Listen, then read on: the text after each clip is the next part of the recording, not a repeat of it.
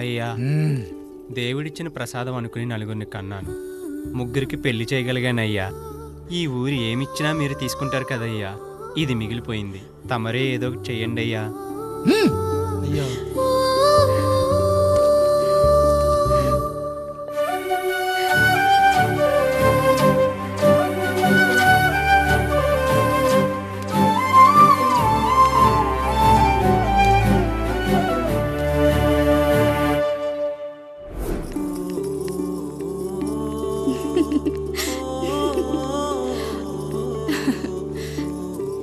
ఈ ఇల్లు, ఆస్తి, ఇంత గొప్ప భర్త, పిల్లలు, చాలా ఆనందంగా ఉందండి. కానీ నాకు ఒకటే లోటు, మన తర్వాత మన పిల్లల్ని చూసుకోవడానికి వీళ్ళకొక అన్నయ్య కావాలండి. అచ్చం మీ పోలికలతో వీళ్ళకొక అన్నయ్యని కందామండి. నువ్వు అడిగితే కాదనగలనా?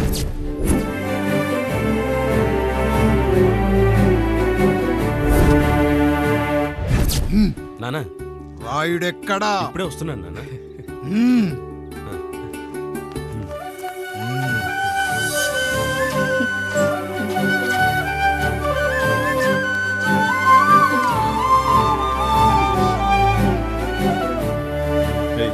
చూడరా, మీ అన్న మీద పగ తీర్చుకోవడానికి నీకు ఇదే సరైన సమయం. పర్లేదంటావా? ఏం పర్వాలేదు. అయ్యా, ఎరా రంగా, ఏం కావాలో అడగరా. నీకంటూ ఏమి ఇవ్వలేదు, నువ్వు ఏమి అడగలేదు, చెప్పరా. మా అన్నకు నాకు పడట్లేదయ్యా. తోడ పుట్టినవాడని చాలా సహించాను. అడ్డమైన దానాలు చేసి ఆస్తి మొత్తం పోగొట్టాడు. ఇప్పుడేం కావాలరా? కొద్దిగా ఈ కత్తి తీసుకొని వాడిని చంపి పెట్టండి అయ్యా.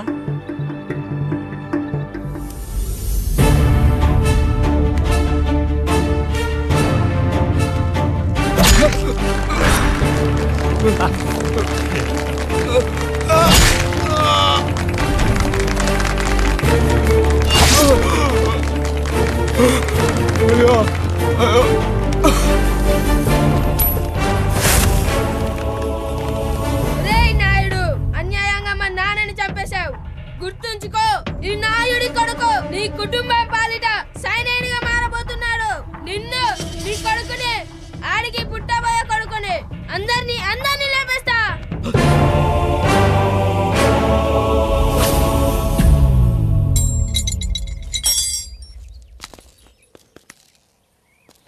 ఏం జరిగింది? మీరు హత్య చేసినట్టు ఇప్పుడే సమాచారం అందింది.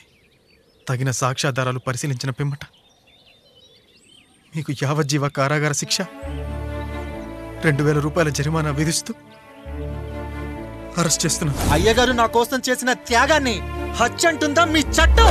ఇదెక్కడ న్యాయం? మనిషికి ఇచ్చిన మాట నిలబెట్టుకుంటే అరెస్ట్ చేస్తారా? ఏ దేశంలో ఉంది చట్టం? నన్ను ఏం చేయమంటారు రాయుడు గారు? 9వ తరగతి చదివి ఊర్లో గాలికి తిరుగుతున్నా నన్ను మీ మనిషి ఒకడు పోలీస్ స్టేషన్లో ఉండాలని నన్ను ఎస్ఐన్ చేశారు. సాటి మనిషిని స్వేచ్ఛగా హత్య చేసుకోవాలని దౌర్భాగ్య స్థితిలో బతుకుతున్నాం మనం. మీరు చేసిన ఈ గొప్ప పనిని అర్థం చేసుకునే సంస్కారం, విజ్ఞత, విజ్ఞానం మాకు లేవు సార్, మాకు లేవు.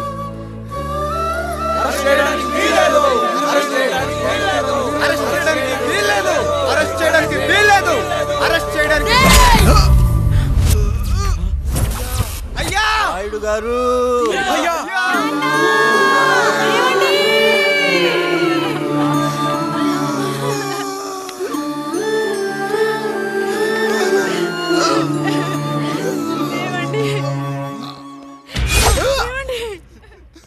నొప్పిగా ఉందిరా.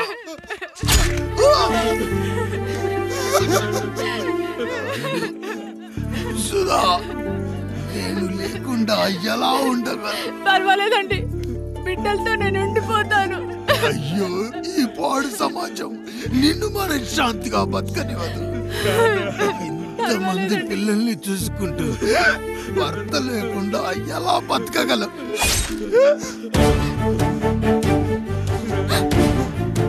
వద్దండి.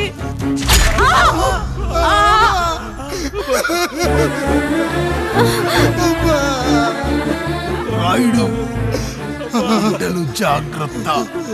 ఈ రోజు నుంచి వీళ్ళంతా నీ తమ్ముళ్ళు, చెల్లెళ్ళు కాదు, నీ బిడ్డలు.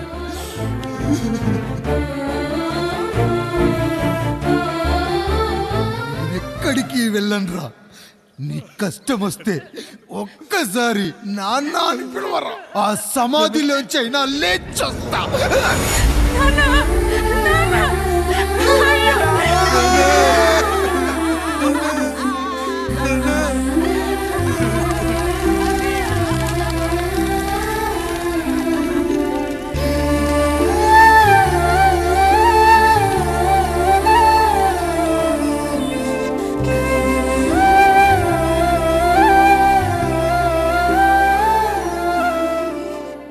ఇందు మూలంగా 50 మందికి తెలియజేయనిదేమనగా ఊరికి కొత్తగా వచ్చిన యాండ్రాయిడ్ తన తండ్రి పెదరాయుడు అని ఆస్తిలో వాటా పంచమని రచ్చబండిని ఆశ్రయించడం వలన గ్రామ పెద్దలందరూ రేపు 11 గంటలకు రాయుడు గారింటికి రావాల్సిందిగా కోరుచున్నాము.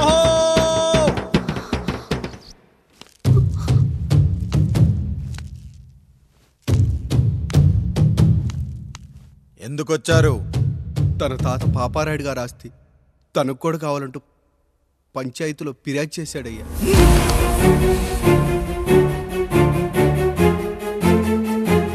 మస్తా గారు, ఆ దస్తావేజులు ఇవ్వండి.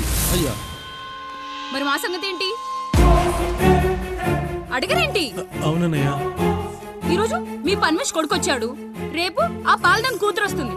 ఇలా వచ్చినోళ్ళంతా మీ సంతానమేని తెలిసాక అదిగో ఆ కాముడు చెప్పినట్టు మా ఆయన వాటా కిందో బాత్రూము, నాకో సబ్బు బిల్ల, నా పుట్టబోయే బిడ్డకో బొట్టు బిల్ల, ఇదే మిగులుతుంది. అయినా ఊరి జనాభా కన్నా అన్నయ్య పిల్లల సంఖ్య ఎక్కువైపోతుంది. వాళ్ళందరూ ఇంటి మీదకి వచ్చేలోపు మా ఆస్తి మాకు ఇచ్చేస్తే మా బతుకులు మేము బతికేస్తాంగా. అవునన్నయ్య, మా ఆస్తి మాకు కావాలంతే. ఎవరిని పట్టుకుని ఏం మాట్లాడుతున్నారయ్యా? ఉన్నప్పటి నుంచి ఆయన మిమ్మల్ని సాగుతూ ఉన్నారు. ఈరోజు పెరిగి పండయ్యాక మా దారి మేము చూసుకుంటాం అనడం న్యాయం కాదయ్యా, న్యాయం కాదు. ఏ ఆయన నీకో కొడుకునిచ్చాడా? వాడి పేరేంటి? ఐఫోనా? ఎరా, ఆస్తి కావాలా? 4 బ్రష్లతో తోముకుంటే ఎక్కడ విడిపోతామో అని నా బ్రష్ టూత్ పేస్ట్ నీకు త్యాగం చేసినప్పుడు అప్పుడు అడగాల్సిందిరా అన్నయ్య ఆస్తి కావాలి అని. ఎరా, నేను వాడిపారేసిన లంగోటాలు మార్చి మార్చి చొక్కాలు చేతిగుడ్డలుగా వాడారే, అప్పుడు అడగాల్సిందిరా అన్నయ్య ఆస్తి పంచు అని. నువ్వు 6 నెలల పసికందుగా ఉన్నప్పుడు పాల కోసం ఏడుస్తుంటే నిన్ను తీసుకెళ్లి పశుల దొడ్లో కట్టేశానే, అప్పుడు అడగాల్సిందిరా అన్నయ్య నాకు ఆస్తి కావాలి అని. మా తండ్రి గారు పాపారాయుడు పోలికలు నాకు, నా పోలికలు ఆండ్రాయిడ్కి. అసలు మా కుటుంబంలో ఏ పోలికలు లేని మీకు ఎందుకు ఇవ్వాలరా ఆస్తి? ఆస్తి లేదు, గీస్తి లేదు. Get out, get out, get out, get out, get out, get out అని నేను అనొచ్చు, కానీ అనగలనట్రా? అనలేను. ఎందుకంటే మీరంతా నా తమ్ముళ్ళు, నా చెల్లెళ్ళు. రక్తం తాగిన దోమ కూడా వెళ్ళేటప్పుడు కృతజ్ఞతగా ఏ మలేరియానో టైఫాయిడో వదిలి వెళ్తుంది. కానీ రక్తం పంచుకొని పుట్టిన మీరు ఈ అన్నయ్య కోసం ఆస్తి కూడా వదల్లేకపోతున్నారు కదరా. గుమస్తా గారు, నా యావదాస్తి నా తమ్ముళ్లకు చెల్లెళ్లకు వాళ్ళ పేర్ల మీద రాయండి. నాకు చిల్లి గవ్వ కూడా అక్కర్లేదు. ఇక ఈ ఇంటికి నాకు ఎటువంటి సంబంధం లేదు.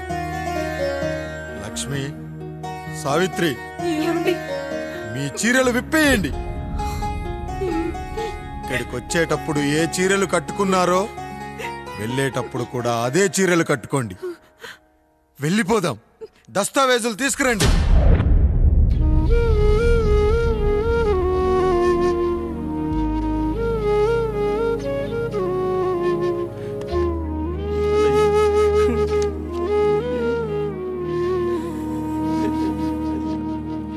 ఇక ఈ ఇంట్లో నా పేరు వినపడితే నా తమ్ముళ్ళు చెల్లెళ్ళు బాధపడతారయ్యా. ఈ ఇంట్లోనే కాదు, ఈ దస్తావేజులో కూడా నా పేరు ఉండకూడదు. నేను ఇక్కడ సంతకం పెట్టి వీళ్ళ మనసు నొప్పించలేను. అయ్యా, మొత్తం వదిలేసి మీరెలా బతుకుతారయ్యా? ఎండకు నీడలా, వర్షానికి గొడుగులా నన్ను ఇన్నాళ్ళు కాపాడింది. కష్టాల్లో సుఖాల్లో నాకు తోడుగా నిలిచింది.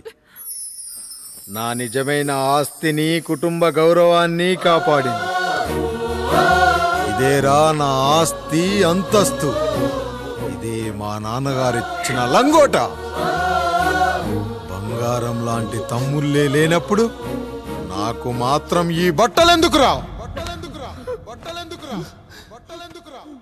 వెతికిన దొరకదే రూపం, అరి పిలిచిన పలకదే ప్రాణం.